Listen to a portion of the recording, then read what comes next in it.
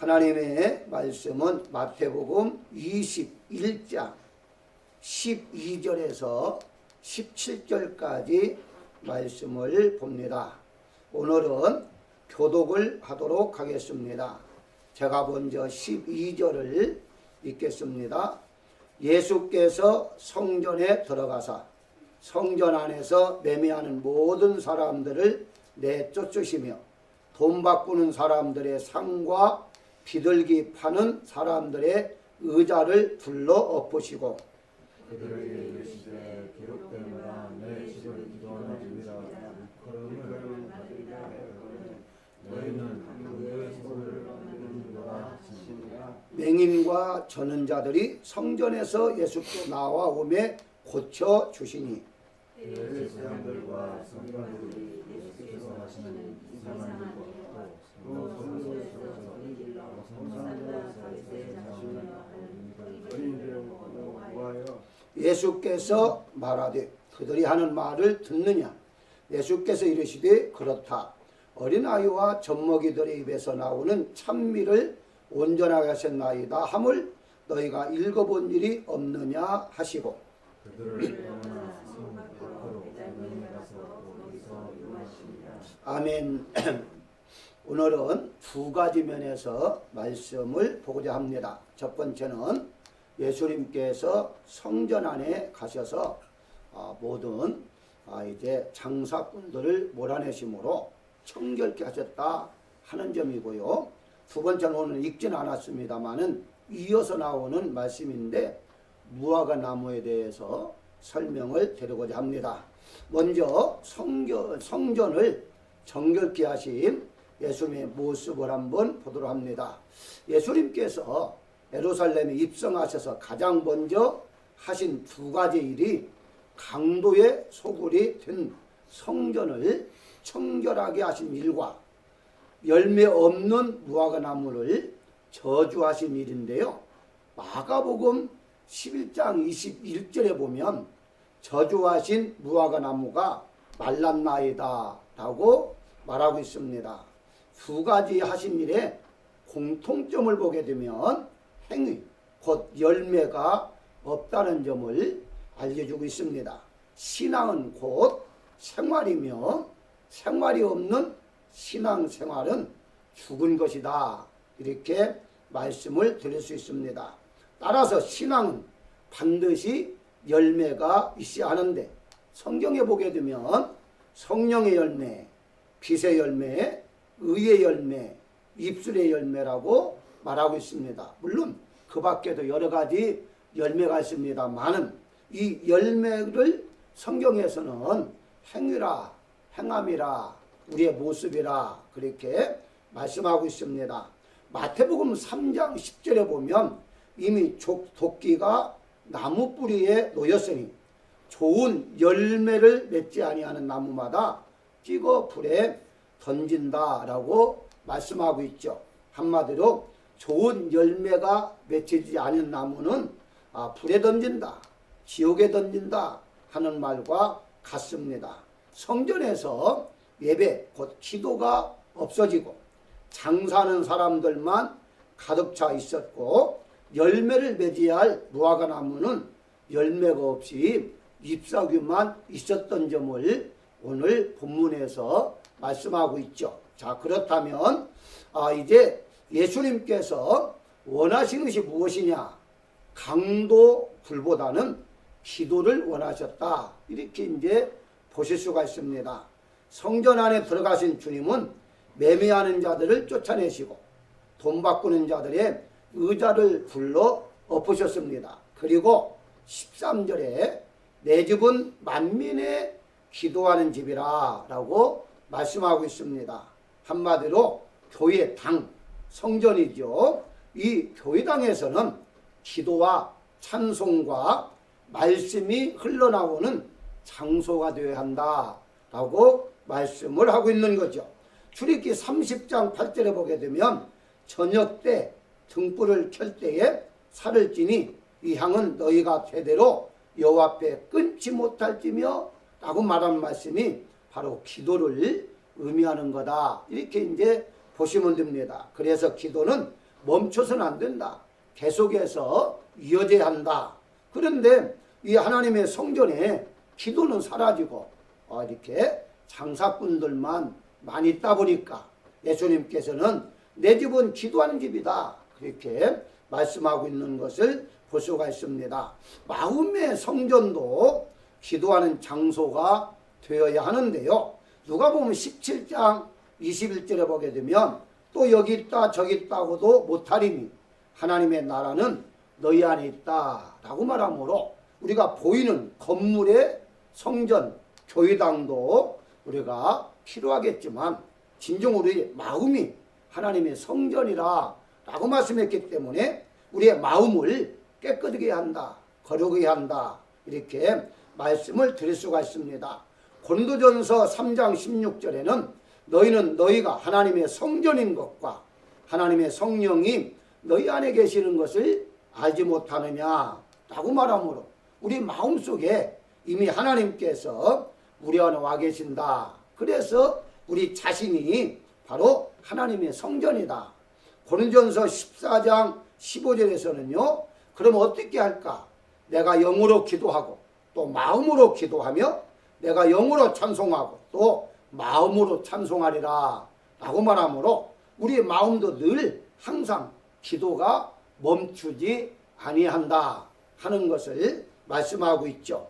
따라서 우리가 마음으로 기도해야 하고 하나님의 성전인 교회당 안에서도 기도를 해야 한다. 이렇게 이제 볼 수가 있습니다. 그래서 바울은 하나님의 뜻을 말할 때에 대성한전서 5장 17절에서 쉬지 말고 기도하라. 이것이 하나님의 뜻이다 라고 말씀하고 있죠. 우리가 하나님의 뜻 그러면 어떤 큰 교회의 건물을 건축하는 것이나 혹은 뭐 어떤 다른 나라에 나아가서 복음을 증거하는 것 이것만 생각해서 안 된다는 것입니다. 하나님의 뜻은 그것도 맞아요. 그렇지만 쉬지 않고 기도하는 것 이것 또한 하나님의 뜻이다. 그렇게 성경은 말씀하고 있습니다. 그래서 우리는 늘 기도를 해야 하는데 기도가 없어지고 장사꾼들만 있다 보니까 예수님께서 기도하라 라고 말씀하고 있죠. 자, 마음의 성전을 깨끗하게 해야 하는데 마태복음 5장 8절에 보게 되면 마음이 청결한 자는 복이 있나니 그들이 하나님을 볼 것이요 라고 말씀하시므로 청결하는 것 자체가 바로 거룩하다 깨끗하다 하는 뜻이거든요. 시편 73장 1절에서도 하나님이 참으로 이스라엘 중 마음이 청결한 자에게 선을 행하시나니 해서 마음이 깨끗해야 한다 하는 것을 말씀하고 있죠. 디모데후서 2장 22절에서도 또한 너는 청년의 정욕을 피하고 주를 깨끗한 마음으로 부르는 자들과 함께 의와 믿음과 사랑과 화평을 따르라 라고 말씀하고 있습니다. 뭘 말하죠? 우리 마음이 깨끗해야 한다는 거죠. 우리 마음이 깨끗하면 자연스럽게 우리의 마음이 늘 기도하는 마음을 갖게 되면 우리가 모여서 예배드리는 성전도 깨끗해지는데 마음이 깨끗하지 않으니까 마음이 벌써 육신적인 마음을 갖고 있다 보니까 기도해야 할 집에서 기도는 하지 아니하고 장사만 하고 있다. 이렇게 이제 볼 수가 있는 것이거든요. 그래서 도표를 잠시 한번 이제 보게 됩니다. 우리가 이제 영과 마음과 육으로 우리 몸이 구성되어 있는데요. 이렇게 구성되었을 때에 하나님의 성전이다 라고 말할 때에는 영도 우리의 성령이 우리의 영 안에 계시기 때문에 영도 성전이고 우리의 마음에 계시기 때문에 마음도 역시 성전이고 우리 몸 안에 있다고 했으니까 역시 몸도 성전이다. 이것을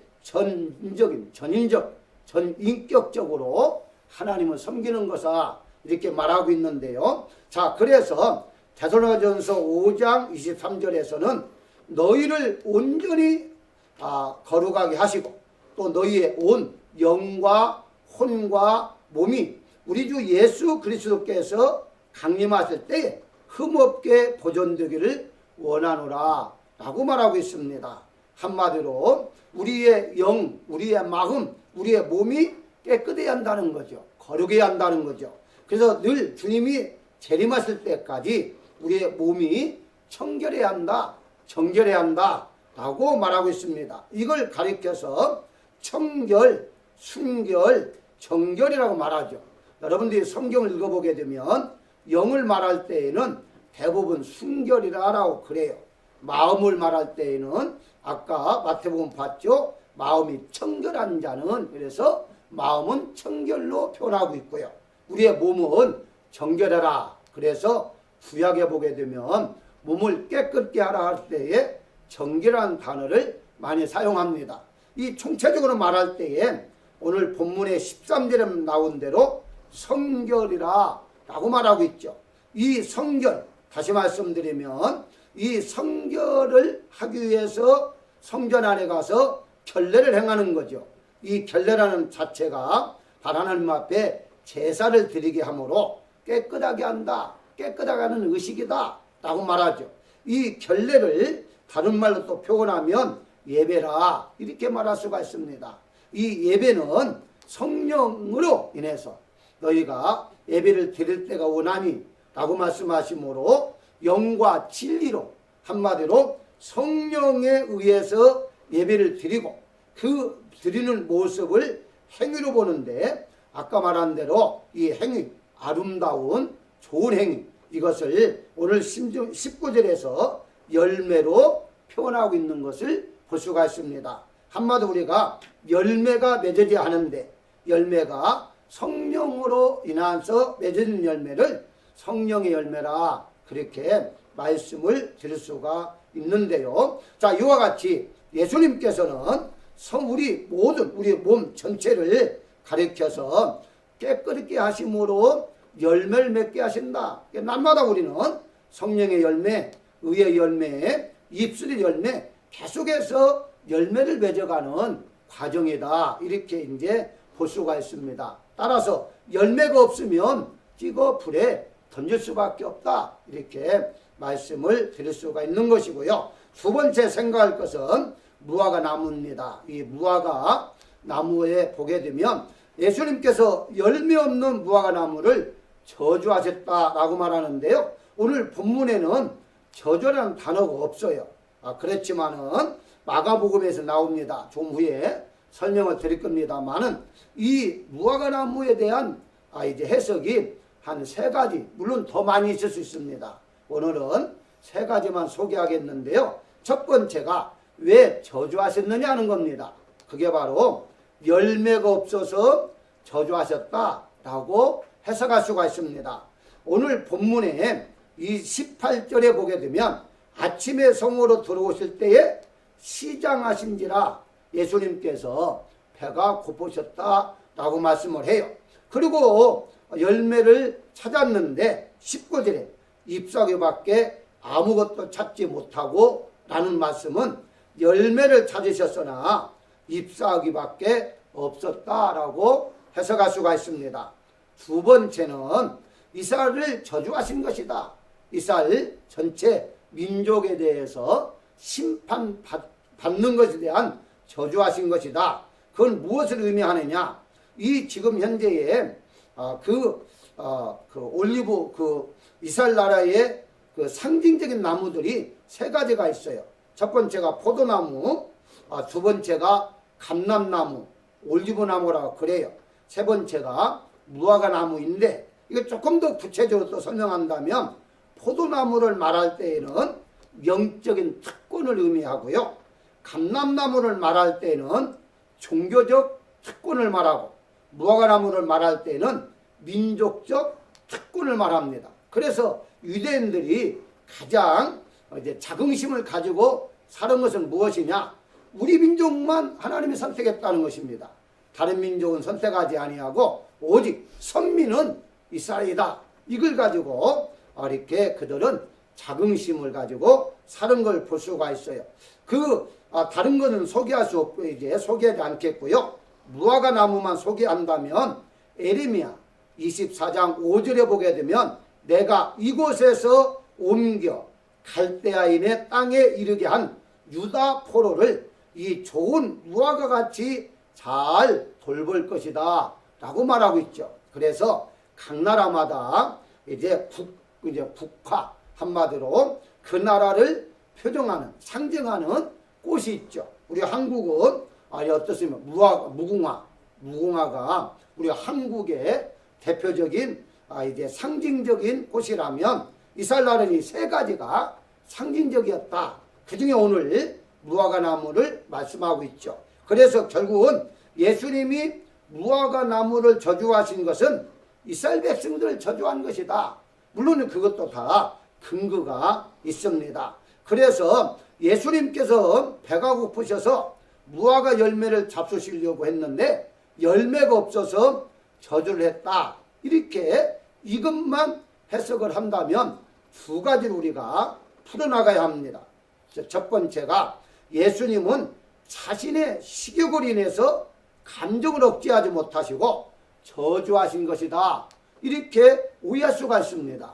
왜냐하면 단지 내가 먹으려고 했는데 나무에 열매가 없구나. 그러면서 기분 나빠서 저주한 것이기 때문에 오해할 수가 있다. 어떻게 예수님이 하나님의 아들로 자기의 감정 하나 절제하지 못했나 이렇게 생각할 수가 있다는 거죠.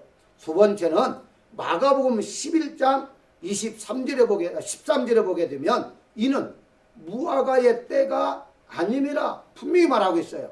한마디로 무화과가 열릴 때가 아니다는 겁니다. 있을 때가 아니다는 거예요. 그렇다면 결국 가서는 예수님이 분명히 이것을 모르셨는가 하는 점입니다. 예수님이 어떻게 몰랐겠어요. 이스라엘 나라에서 이렇게 태어나셔서 자란 분이기 때문에 분명히 지금은 열매가 맺을 때가 아니다 하는 것을 아셨다는 것이죠. 그렇다면 그럼에도 불구하고 알고서도 저주를 했다면 바로 예수님께서 화풀이 하신 것이다. 이렇게밖에 생각할 수가 없는 거죠. 그렇기 때문에 이 두 가지를 우리가 이해를 하고 지나가야 할 것입니다. 그러면 또 하나의 해석이 무엇이냐? 오늘 마지막 해석인데요. 이 무화과 나무에 통해서 해석을 하는 것은 기도하라는 것입니다. 기도하라. 기도하라. 그게 다른 것도 맞아요. 틀린 건 아닙니다만은 여기서 예수님께서 이제 말씀하시라는 것은 기도하라 하는 것인데 무엇을 말하죠? 오늘 본문에 보게 되면 22절 기도할 때에 무엇이든지 믿고 구하는 것은 다 받으리라 라고 말하고 있잖아요. 자, 이 기도하라 다 받으리라 이것은 마가복음도 나오고 다 같이 나옵니다만은 지금 앞에서 예수님이 설명하고 있어요. 설명이 무엇이냐? 지금 성전을 청결케 하신 사건의 의미와 연결을 시키시는데요. 마태복음 21장 13절에 어제 이제도 말씀했습니다만은 오늘 다시 내 집은 기도하는 집이라 라고 말씀하잖아요. 이 기도하는 집이라 말씀하시고 성전에서 장사꾼들을 몰아내죠. 청결케 하시죠. 그리고 난 다음에 말씀하신 것이 21절에 만일 너희가 믿음이 있고 의심하지 아니하면 이 무화과 나무에게 든 이런 일만 할 뿐만이 아니라 이 산들로 들려 바다에 던지라 하여도 될 것이요 라고 말씀하시고 이어서 22절에 기도할 때 라고 말하면서 믿고 구하는 것은 이렇게 말하잖아요. 이게 결과서는 앞에서 내 집은 기도하는 집이다 이렇게 말씀하시고 기도해야 한다 하는 것을 알려주기 위해서 결국은 이 이제 나무에 저주했다. 그런데 그냥 기도하라면 되지 왜 나무에 저주하는 것이냐 하는 것이죠. 아까 말씀드린 대로 의미가 있다는 것입니다. 예수님께서 알려주시려 하신 것은 믿음과 기도가 없다는 것을 지금 지적하고 있는 것입니다. 기독교인들이 믿음과 기도가 없어지면 종교성, 즉 신앙생활은 형식화되어지고 그 결과는 영적인 생활이 아닌 육신적인 종교가 될 수밖에 없고요. 일반 종교와 같게 되어진다는 사실인데 성전 안에서 장사를 하려면요. 대제사장의 허락을 받아야만 됩니다. 대제사장은 장사한 이익금의 일부를 뇌물로 받죠. 올라가자면은 임대료를 받습니다. 예수님이 장사하는 사람들을 내쫓아내셨기 때문에 수입원이 사라졌어요. 대제사장들과 그의 권속들이 가만히 있을 수가 없죠. 그래서 그 이후에 보게 되면 예수님 어떻게 잡아 죽일까라고 의논도 하고 직접적으로 예수님께 항의하는 경우도 있습니다. 내일 조금 더 설명을 드릴 것입니다만은 한마디로 이익을 위해서 장사를 허용했다는 거예요. 이것은 육신적인 생각을 했다는 것입니다. 성전 안에서 장사를 해서 수입을 얻는 것은 영적인 생각이 아니라 바로 인간적인 방법이었다. 수입은 있어야 하는데 어떻게 할까? 그래서 임대료라도 받아서 수입을 올리고자 했던 것이죠. 육신적인 생각이 앞서게 되면 신앙생활은 형식적이고 의식적이고 습관적이고 세속적으로 변질되게 되고 기복신앙으로 바꿔지게 됩니다. 그러다 보니까 유대인들은 흠이 있든지 없든지 뭐 상관이 없어요.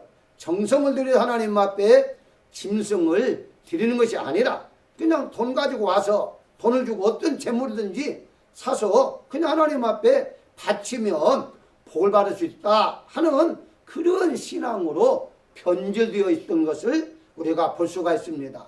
그래서 우리가 신앙생활할 때에 영적인 안이 육신적으로 치우치게 되면 그냥 예배만 드리면 우리가 예수님만 믿으면 구원받고 우리가 축복받고 잘 살고 건강하고 이렇게 기복주의 신앙으로 바꿔줄 수가 있다는 거예요. 아닙니다. 성경에 보게 되면 예수님만 믿음으로만이 아니라 하나님만 믿음으로 아니라 우리의 행위를 통해서 하나님께서 복을 주는 것을 볼 수가 있습니다. 물론 구원과는 관계가 없어요. 우리는 예수님을 믿으면 구원을 받죠. 그러나 우리에게 주시는 축복은 믿음만이 아니라 믿음 플러스 행위, 열매가 동반되어야 한다는 것이죠. 그렇기 때문에 이제 불법을 행함에 있어서도 어떻게든지 그냥 제사만 드리면 된다, 예배만 드리면 된다 하는 것을 예수님께서 분명히 마가복음 11장 22절에 하나님을 믿어라. 그래, 같은 사건이거든요. 같은 내용이에요. 하나님을 믿어라. 왜 그럴까요? 하나님 안 믿었다는 거예요. 그냥 재물만 드리는 것이지 정말 이들의 마음속에는 하나님 없었다는 거예요. 그러면서 이어서 23절에 구하는 것을 받은 줄로 믿어라.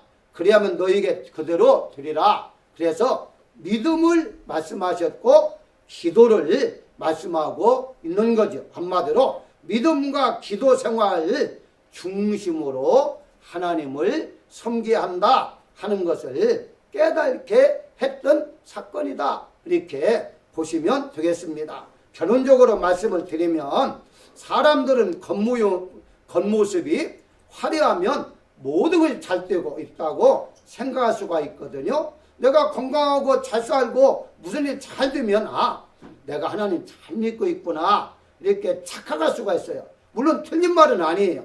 성경에도 그렇게 말씀했기 때문에. 그러나 다시 한번 우리가 살펴볼 필요가 있다는 거죠. 그렇게 겉모양만 잘 된다고 해서 정말 내가 잘 믿는다라는 말을 할 수가 없다는 거죠. 왜냐하면 하나님 믿지 않는 사람도 잘 되는 사람이 많이 있거든요. 어쨌든 마가복음 11장 24절에 보게 되면 그러므로 내가 너에게 말하노니 무엇이든지 기도하고 구하는 것은 받은 줄로 믿어라. 한마디로 성전을 깨끗게 하신 이유가 무엇이냐? 육신적인 생각하지 말고 영적인 신령한 모습으로 하나님을 섬겨야 한다. 그렇지 아니하면은 무화과 나무의 저주처럼 이제 심판을 받을 수 있고 더 나아가서 기도가 없다면은 하나님이 예배를 받으시지 않는다라는 말씀이 오늘의 본문의 핵심입니다. 따라서 여러분들이 예수님을 믿음을 가지고 기도하면서 끝까지 하나님 섬기는 여러분들이 되시기를 주의 이름으로 축원합니다.